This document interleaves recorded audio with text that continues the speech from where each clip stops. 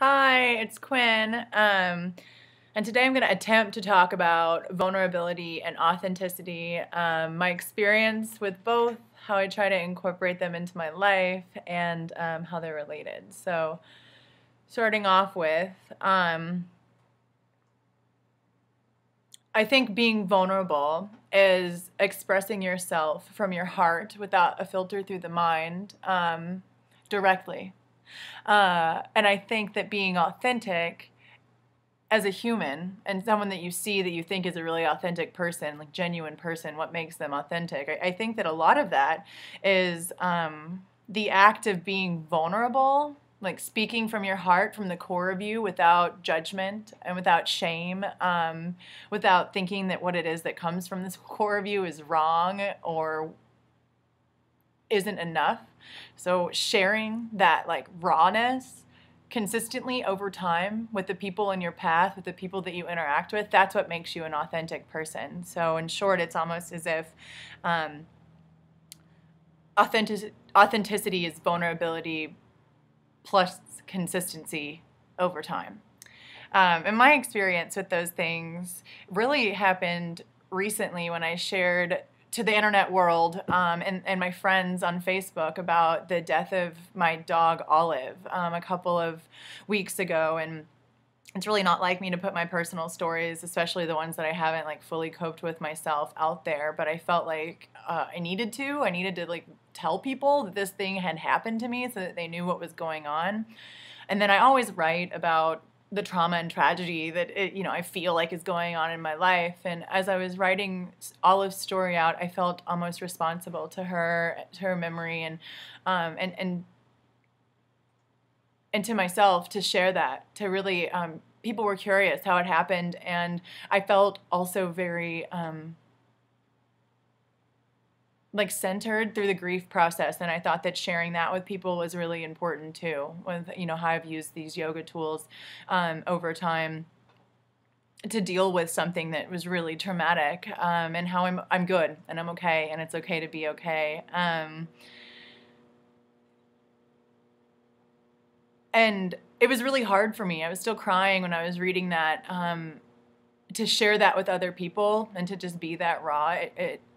It was difficult to let the internet world and whoever consumed it into my like emotions like that. But the response that I got was all out of love, either people loving their dogs more or expressing their love and concern for me or really empathizing with the story. And so there was that risk in the vulnerability, but then also this equal and opposite reaction of nurturing, soothing care from both friends and people I don't know that well. And that was a really good experience for me. And so I'm kind of going to go with that as far as like being vulnerable is going to get me good juju. Not that it's all about what it gets me, but it's nice to know I'm not going to be hurt by that.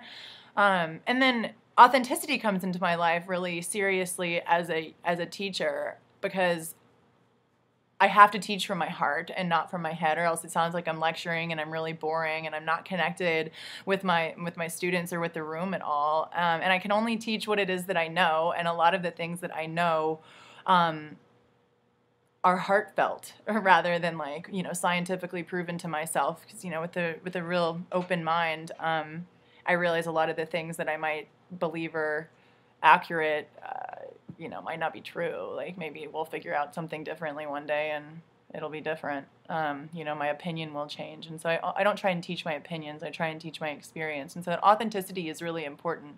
And I can tell you, I did not realize how vulnerable it was going to feel going into a yoga class and teaching a bunch of people from my heart, what it is like to experience my practice with yoga in my world, especially as I've shifted gears a lot from a highly intellectual state of being where I needed things proven to me and I analyzed things and really used the strength of my mind, to practicing and experiencing a different sort of realm that's, not necessarily scientifically proven, but that is deep with experience, and has impacted me in such a profound way that was proven out through the way I watched myself cope and integrate the death of my pet into my world, and then use that to bring a better me to the world.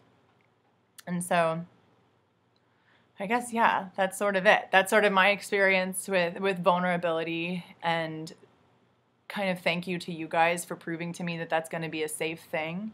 And that's my experience with authenticity, and that it's the only way to bring myself to any situation. And my practice so often now is to help myself, support myself, to shine through the doubt or the insecurity or the fear that people won't like me.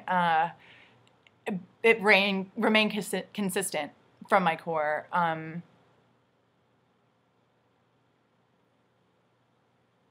It's just necessary to connect, and it is safe. So anyway, Alicia Mama, thank you so much for the question. And thank you for listening. Please let me know in the comments on my blog or YouTube or Facebook or wherever you're watching this, what authenticity and vulnerability mean to you and what your experience has been with it, or if there's anything you want me to ponder about and talk to you about, let me know that too. And yeah, thanks. Bye.